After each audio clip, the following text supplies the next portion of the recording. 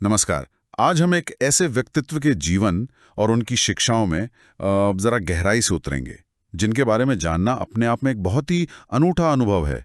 लाहिड़ी महाशय। जी। हमारे पास जो जानकारी है, जो स्रोत हैं, उनमें परमहंस योगानंद की वो बहुत मशहूर किताब ऑटोबायोग्राफी ऑफ अ योगी तो है ही। हाँ, वो तो है ही। साथ ही लाहिड़ी महाशय के परिवार के लोगों द्वारा लिखी जीवनियां और कुछ दूसरे दस्तावेज भी हैं। बिल्कुल। और इन सब स्रोतों से हमारा मकसद सिर्फ जानकारी इकट्ठा करना नहीं है, बल्कि 19वीं सदी के उस असाधारण इंसान को समझना है। हाँ। जिन्होंने योग की एक लगभग भूली हुई प्राचीन धारा, क्रिया योग, उसको सिर्फ दोबारा जिंदा ही नहीं किया, बल्कि उसे आम गृहस्थों के जीवन का हिस्सा बना दिया। सही कहा। और शायद यही बात उन्हें सबसे अलग बनाती है हाँ, बिल्कुल। कि गृहस्थ योगी का विचार ही अपने आप में मतलब कितना शक्तिशाली है। चलिए उनकी कहानी शुरू से जानते हैं। श्यामाचरण लाहिड़ी, उनका जन्म 30 सितंबर 1828 को हुआ था। जी, बंगाल के घुरणी गांव में। लेकिन उनका बचपन और ज्यादातर जिंदगी तो वाराणसी में ही बीती है ना। हाँ बिल्कुल, उनका परिवार वाराणसी आ गया था जब वो काफी छोटे थे। और जैसा कि स्रोत साहब बताते हैं, बचपन से ही उनमें एक गहरी आध्यात्मिक रुचि दिखती थी। हाँ, मैंने भी पढ़ा वो किस्सा कि 3-4 साल की उम्र में ही वो कभी कभी रेत में गर्दन तक गड़कर ध्यान करते पाए जाते थे। जी वही। तो एक झुकाव तो बचपन से ही था। बाद में उन्होंने पढ़ाई भी की, वेद पढ़े, उर्दू, हिंदी, बंगाली, संस्कृत, अरे वाह। और यहाँ तक कि फारसी, फ्रेंच और अंग्रेजी भी सीखी। मतलब ज्ञान पाने की एक स्वाभाविक इच्छा थी उनमें। लेकिन जो बात उन्हें पारंपरिक भारतीय संतों की छवि से एकदम अलग करती है, वो है उनका जीवन जीने का तरीका। बिल्कुल। वो एक गृहस्थ थे, बाकायदा शादीशुदा, बच्चे थे, 2 बेटे, तिनकोड़ी और दुकोड़ी, और 3 बेटियां थी शायद। जी हाँ, 3 बेटियां। और साथ ही वो ब्रिटिश सरकार के मिलिट्री इंजीनियरिंग डिपार्टमेंट में एक अकाउंटेंट की नौकरी करते थे, पूरी ईमानदारी से। यही संतुलन, यही शायद सबसे जरूरी पहलू है। जैसा आपने कहा, वो वाराणसी में अपने परिवार के साथ रहते थे, किसी मठ या आश्रम में नहीं। हाँ, और स्रोत इस बात पर बहुत जोर देते हैं कि वो दुनियादारी के काम, अपनी नौकरी, परिवार की जिम्मेदारियां, इनको निभाने के साथ साथ गहरे आध्यात्मिक अभ्यास, दोनों को बराबर महत्व देते थे। कमाल है। उन्होंने अपने जीवन से ये दिखाया कि भाई आत्म साक्षात्कार के लिए या ईश्वर को पाने की जरूरत नहीं है। ये सोचने कितना दिलचस्प है कि एक आदमी जो रोजमर्रा की जिम्मेदारियां निभा रहा है, अकाउंट्स देख रहा है, वही अंदर से इतनी आध्यात्मिक ऊंचाइयों पर कैसे पहुंच सकता है। क्या स्रोत ये बताते हैं कि उस समय के दूसरे योगी या समाज के लोग इसे कैसे देखते थे? देखिए, स्रोत सीधे सीधे दूसरे योगियों की प्रतिक्रियाओं का ज्यादा जिक्र नहीं करते। हाँ, लेकिन तेलंग स्वामी जैसे महान योगी थे बनारस में। हाँ, उनका जिक्र आता है। उन्होंने लाहिड़ी महाशय का बहुत सम्मान किया, जिसकी बात हम आगे करेंगे। उससे पता चलता है कि उनकी स्थिति को पहचाना तो गया था, पर हाँ, उनका गृहस्थ जीवन उन्हें उस समय के ज्यादातर त्यागियों से एकदम अलग जरूर खड़ा करता था। हाँ, उनका रास्ता अनोखा था। बिल्कुल। और यहीं से उनकी कहानी में वो बड़ा मोड़ आता है। वो मोड़ 1861 में, तब वो 33 साल के थे। उनका ट्रांसफर हुआ रानीखेत। जी, हिमालय की पहाड़ियों में। और एक दिन काम से छुट्टी लेकर वो पहाड़ों में यूं ही घूम रहे थे, जब उन्हें लगा जैसे कोई उन्हें नाम लेकर पुकार रहा है। हाँ, और उस आवाज के पीछे पीछे वो द्रोणगिरी पर्वत पर काफी ऊपर चढ़ गए, और वहां उनकी मुलाकात हुई एक बहुत ही तेजस्वी योगी से, महाअवतार बाबाजी से, उनके गुरु। जी। और बाबाजी ने उन्हें याद दिलाया कि ये उनकी पहली मुलाकात नहीं है। पिछले जन्म में भी लाहिड़ी उनके ही शिष्य थे, और इसी गुफा में उन्होंने कई साल तपस्या की थी। और कहते हैं बाबाजी के छूने भर से उन्हें पिछले जन्म की सारी बातें याद आ गई। हाँ, स्रोत तो यही बताते हैं कि बाबाजी के माथे पर छूते ही उन्हें अपने पूर्व जन्म की यादें एकदम साफ हो गईं। दशकों तक मतलब गुरु अपने शिष्य का इंतजार कर रहे थे। ये तो सुनने में ही अद्भुत लगता है ना? और फिर वो क्रिया योग की दीक्षा के लिए सोने का महल वाली कहानी, जिसका जिक्र लाहिड़ी महाशय ने खुद किया था, वो क्या था?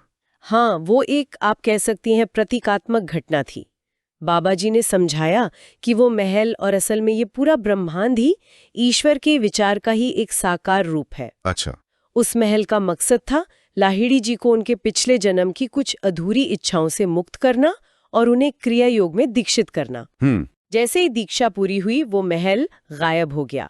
बाबाजी का संदेश साफ था कि अब लाहिड़ी महाशय का काम है इस क्रिया योग विज्ञान को दुनिया में फैलाना, खासकर उन लोगों के लिए जो गृहस्थ जीवन जी रहे हैं। तो ये क्रिया योग आखिर है क्या चीज? इसे एक विज्ञान कहा गया है। स्रोत इसे कैसे समझाते हैं? ये काम कैसे करता है? देखिए, इसे एक सरल लेकिन बहुत गहरी मनोशारीरिक विधि बताया गया है। मतलब मन और शरीर दोनों से जुड़ी हुई। ये असल में एक बहुत ही उन्नत प्राणायाम तकनीक है। इसमें साधक अपनी चेतना और प्राण शक्ति मतलब जीवन ऊर्जा को रीढ़ की हड्डी के अंदर जो सूक्ष्म ऊर्जा केंद्र होते हैं, हाँ, चक्र जिन्हें कहते हैं, जी, उन्हीं के रास्ते पर ऊपर और नीचे ले जाता है। स्रोत बताते हैं कि इस प्रक्रिया से खून साफ होता है, दिमाग और रीढ़ की हड्डी के केंद्रों को नई ताकत मिलती है। अच्छा। और सबसे जरूरी, कर्मों के जो बंधन होते हैं वो धीरे धीरे कटते हैं। इससे आध्यात्मिक विकास बहुत तेजी से होता है। योगानंद की किताब में तो इससे वही पुराना विज्ञान बताया गया है जो कहते हैं कृष्ण ने अर्जुन को दिया था। हाँ, और जिससे पतंजलि और ईसा मसीह जैसे और भी ज्ञानी लोग जानते थे। बाबा जी ने बस उसे दोबारा दुनिया के सामने रखा। बिल्कुल। पतंजलि के योग सूत्र में भी क्रिया योग का जिक्र आता है। तपः स्वाध्यायेश्वर प्रणिधानानि क्रिया योगः। मतलब तपस्या, स्वाध्याय यानी आत्माध्यान और ईश्वर प्रणिधान यानी ईश्वर के प्रति समर्पण। अच्छा, तो ये तीनों चीजें मिलकर क्रिया योग बनती हैं। जी, क्रिया योग इन सब का एक प्रैक्टिकल रूप है। कहते हैं कि इस तकनीक का सिर्फ आधा मिनट का अभ्यास साधक को उतनी आध्यात्मिक तरक्की दे सकता है जितनी आम हालात में 1 साल में होती है। आधा मिनट? इसीलिए इसे विमान मार्ग कहा गया है, मतलब तेज रास्ता। हाँ बिल्कुल, आत्म साक्षात्कार तक पहुंचने का तेज रास्ता। लेकिन आपके स्रोत ये भी बताते हैं कि लाहिरी महाशय और उनके शिष्य श्री युक्तेश्वर जी दोनों ने शुरू में बहुत ज्यादा अभ्यास करने से मना किया था। हाँ, क्योंकि ये बहुत शक्तिशाली तकनीक है। शरीर और मन को धीरे धीरे इसके लिए तैयार करना पड़ता है। एकदम से बहुत ज्यादा नहीं करना चाहिए। संतुलन यहाँ भी जरूरी है। जी, नियमित और संतुलित अभ्यास। ये सिर्फ आंख बंद करके बैठ जाना नहीं है। इसमें चेतना और जीवन ऊर्जा के साथ सक्रिय रूप से काम करना होता है। हाँ। और लाहिड़ी महाशय का सबसे मुख्य उपदेश अक्सर यही होता था, और क्रिया करो, मतलब सिद्धांत या बहस में मत उलझो, खुद अनुभव करो। उनका ये कहना कितना सही लगता है आज भी। ध्यान के माध्यम से अपनी सभी समस्याओं का समाधान करें, दिलेकार की धार्मिक अटकलों को असली ईश्वर संपर्क से बदलें। ये जो प्रत्यक्ष अनुभव पर जोर है, ये आज के जमाने में सीखने या समस्याओं से निपटने के बारे में क्या बताता है? ये बहुत ही जरूरी सवाल है, आपने सही उठाया। आज हम चारों तरफ से सूचनाओं से घिरे हैं, है ना? इतनी जानकारी है। हाँ बिल्कुल। Information overload. हाँ, लेकिन शायद अनुभव वाला ज्ञान वो कम हो रहा है। लाहिड़ी महाशय का तरीका हमें याद दिलाता है कि असली समझ सिर्फ थ्योरी रटने से नहीं आती। सही। बल्कि उसे अपनी जिंदगी में उतारने से, उसे अनुभव करने से आती है। चाहे वो आध्यात्मिक अभ्यास हो या कोई और हुनर सीखना हो, खुद करके देखने का कोई मुकाबला नहीं। और उनकी शिक्षाओं में ये संतुलन वाली बात बार बार लौट कर आती है, न सिर्फ बाहरी जीवन और आंतरिक साधना के बीच, हाँ, बल्कि त्याग और भोग के बीच भी। सही कहा। वो ज्यादातर अपने शिष्यों को संन्यास लेने की सलाह नहीं देते थे, बल्कि क्रिया योग के अभ्यास के साथ शादी और परिवार चलाने को बढ़ावा देते थे। उनके लिए ईमानदारी बहुत जरूरी थी, चाहे वो काम में हो, नौकरी में या निजी जीवन में। और उन्होंने भगवद गीता की भी एक बहुत ही अनोखी व्याख्या की। हाँ, क्या? कि कुरुक्षेत्र का युद्ध असल में हमारे अपने अंदर अच्छाई और बुराई की ताकतों के बीच का मनोवैज्ञानिक युद्ध है। और गीता के जो पात्र हैं वो हमारी अपनी ही अलग अलग प्रवृत्तियों के प्रतीक हैं। अरे वाह, ये तो बिल्कुल अलग नजरिया है। जी, महाभारत की कहानी आत्मा के इस दुनिया में आने और फिर वापस परमात्मा की ओर जाने की यात्रा दिखाती है उनकी नजर में। और उस समय के समाज को देखते हुए उनका बिना किसी जाति या धर्म के भेदभाव के हिंदू, मुस्लिम, ईसाई सबको क्रिया दीक्षा देना, ये कितना रैडिकल रहा होगा। यकीनन 19वीं सदी के भारत में ये बहुत ही बड़ी और आगे की सोच वाली बात थी। हाँ। हालांकि उन्होंने अपने एक शिष्य पंचानन भट्टाचार्य को कलकत्ता में आर्य मिशन इंस्टीट्यूशन शुरू करने की इजाजत दी थी। अच्छा।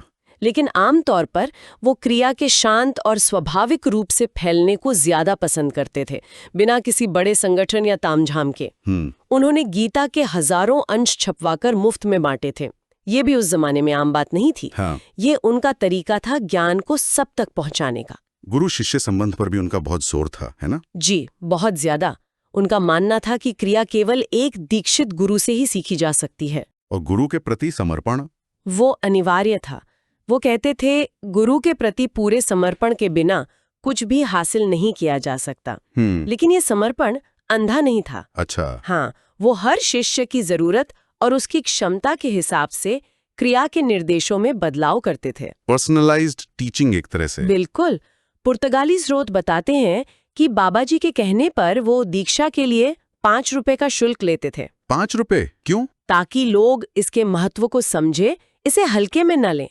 लेकिन कहते हैं कि अक्सर वो गरीब शिष्यों की तरफ से ये शुल्क खुद ही दे देते थे। अच्छा, ये उनकी करुणा भी दिखाता है और व्यवहारिकता भी। जी। उनके जीवन से जुड़ी कुछ घटनाएं तो इन शिक्षाओं को और भी जिंदा कर देती हैं। हाँ। स्रोतों में कई ऐसे किस्सों का जिक्र है जिन्हें चमत्कार कहा जा सकता है। हाँ, कई हैं। कौन सी घटनाएं आपको लगता है कि उनके फलसफे को सबसे अच्छे से दिखाती हैं? वैसे तो कई हैं, पर कुछ खास तौर पर उनकी शिक्षाओं को सामने लाती हैं।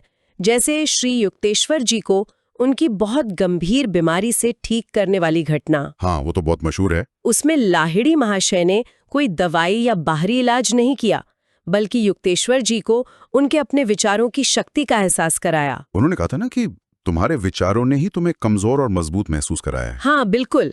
और कहते हैं अपनी दृष्टि से ही उन्हें ठीक कर दिया और युक्तेश्वर जी का वजन तुरंत 50 पाउंड बढ़ गया। कमाल है। ये मन की शक्ति और गुरु की कृपा दोनों का उदाहरण है। जी। और वो अंधे शिष्य रामू की कहानी, जहां उन्होंने पहले कहा कि मुझ में कोई ठीक करने की शक्ति नहीं है। हाँ, वो क्या था? वो उनकी विनम्रता और ईश्वर पर पूरी निर्भरता दिखाती है। जब रामू ने बहुत जिद की तो उन्होंने ईश्वर की शक्ति का आह्वान किया और रामू को 7 दिन तक एक खास ध्यान और मंत्र जाप करने को कहा। और उसकी नजर वापस आ गई। हाँ, लेकिन उन्होंने श्रेय हमेशा ईश्वर को दिया, खुद को नहीं। और फिर उसी रामू को हैजे से मरने के बाद जिंदा करने की घटना। अरे हाँ, जब डॉक्टरों ने जवाब दे दिया था। जी, तब भी लाहिड़ी महाशय ने जोर देकर कहा कि रामू ठीक हो जाएगा। उन्होंने युक्तेश्वर जी से कहा कि मरे हुए रामू के मुंह में अरंडी के तेल की 7 बूंदें डालो और रामू जिंदा हो उठा। अविश्वसनीय। ये दिखाता है कि दैवीय इच्छा जो है वो भौतिक नियमों से ऊपर है और गुरु के वचन में अटूट विश्वास कितना जरूरी है। एक और दिलचस्प वाकया है, बनारस के वो बहुत मशहूर अवधूत योगी थे त्रिलंग स्वामी। हाँ, जो कहते हैं 300 साल से ज्यादा जिए थे और बिना कपड़ों के रहते थे। उनके साथ लाहिड़ी महाशय की मुलाकात और आपसी सम्मान का जिक्र भी है। जी, त्रिलंग स्वामी जैसे महान विरक्त योगी ने लाहिड़ी महाशय को दिव्य बिल्ली का बच्चा कहा था। बिल्ली का बच्चा? इसका क्या मतलब हुआ? मतलब जो वहीं रहता है जहां परमात्मा उसे रखता है, चाहे वो घर गृहस्थी ही क्यों ना हो। बिल्कुल। ये एक महान त्यागी योगी की तरफ से गृहस्थ योगी को दी गई बहुत बड़ी मान्यता थी। वाह, ये घटनाएं सिर्फ चमत्कार नहीं है जैसा आपने कहा, ये गहरे आध्यात्मिक सिद्धांत दिखाती हैं। बिल्कुल, मन की शक्ति, विश्वास का महत्व, गुरु की कृपा, अहंकार को छोड़ना और ये कि सच्ची आध्यात्मिकता बाहरी हालात पर निर्भर नहीं करती। एक स्रोत में उनके जीवन की घटनाओं का ज्योतिषीय विश्लेषण भी दिया गया है। हाँ, नैसर्गिक दशा विश्लेषण।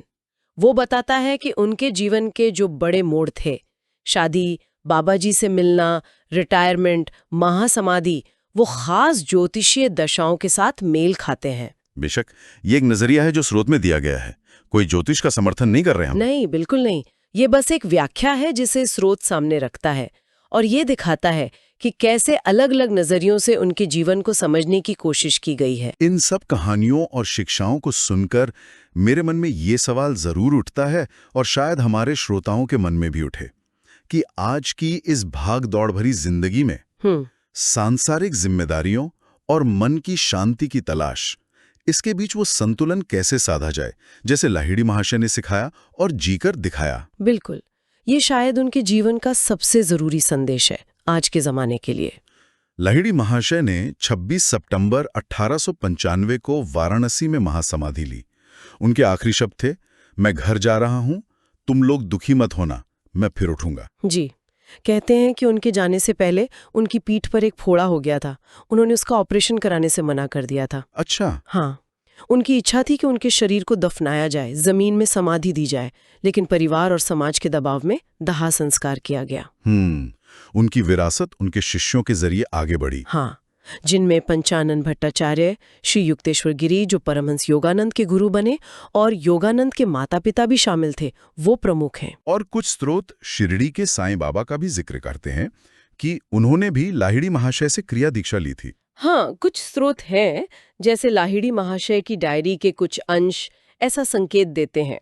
हालांकि ये विषय अभी और शोध का है, पक्के तौर पे कहना मुश्किल है, पर उन्होंने क्रिया योग को बहुत ही शांत और व्यवस्थित तरीके से फैलाया। इसीलिए उन्हें योगा अवतार कहा गया, योग का अवतार, क्योंकि उन्होंने योग को आम आदमी के लिए आसान बना दिया। सही, उन्होंने पुरानी जटिल तकनीकों को सरल बनाया और ये साबित किया कि मोक्ष सिर्फ सन्यासियों का हक नहीं है, गृहस्थ भी उसे पा सकते हैं। उनका पूरा जीवन ही इसका सबूत था। बिल्कुल, और उन्होंने सिर्फ क्रिया ही नहीं सिखाई, बल्कि गीता, योग सूत्र, सांख्य, वेदांत जैसे कई बड़े ग्रंथों पर क्रिया योग के नजरिए से टीकाएं भी लिखीं या लिखवाईं। अच्छा। हाँ, जिससे इन ग्रंथों के गहरे मतलब समझने में मदद मिली। उन्होंने गुरु के प्रति समर्पण पर तो जोर दिया, लेकिन साथ ही क्रिया अभ्यास के जरिए खुद कोशिश करने को भी उतना ही जरूरी माना। जी, ये जो संतुलन है मार्गदर्शन और अपनी जिम्मेदारी के बीच, ये सीखने या किसी भी तरह के विकास के लिए क्या सिखाता है, इस पर भी हमारे श्रोता सोच सकते हैं। ये बहुत ही अहम संतुलन है। गुरु रास्ता दिखाता है, हिम्मत देता है, कृपा करता है, लेकिन चलना तो शिष्य को खुद ही पड़ता है ना। हाँ, बिल्कुल। क्रिया योग अपने प्रयास पर आधारित है, लेकिन गुरु का मार्गदर्शन उसे सही दिशा में रखता है। और ये बात जिंदगी के हर पहलू पर लागू होती है। हमें विशेषज्ञों से सीखना चाहिए, पर आखिर में मेहनत और जिम्मेदारी तो हमारी अपनी ही होती है। तो इस पूरी बातचीत का निचोड़ क्या है? लाहिड़ी महाशय ने हमें क्या दिया है? उन्होंने एक प्रैक्टिकल रास्ता दिखाया, क्रिया योग, जो आज की जिंदगी की चुनौतियों के बीच भी आध्यात्मिक विकास का एक बहुत शक्तिशाली जरिया बन सकता है। और उन्होंने इस सोच को तोड़ा कि आध्यात्मिकता और दुनियादारी दो अलग-अलग चीजें हैं। उन्होंने एक संतुलित संपूर्ण जीवन का आदर्श हमारे सामने रखा। और जाते जाते एक सवाल छोड़ जाते हैं श्रोताओं के लिए, जो लाहिड़ी महाशय के ही शब्दों से प्रेरित हैं। वो अक्सर कहते थे, अपने अंदर के मार्गदर्शन से जुड़ो, दिव्य आवाज के पास जीवन की हर मुश्किल का हल है। आज जब हम बाहर की सूचनाओं, सलाहों, विचारों के समंदर में लगभग डूबे रहते हैं, तब उस अंदर के मार्गदर्शन को सुनना, उसे जगाना और उस पर भरोसा करना, इसका क्या मतलब हो सकता है? बहुत गहरा सवाल है। इस पर जरूर सोचिएगा।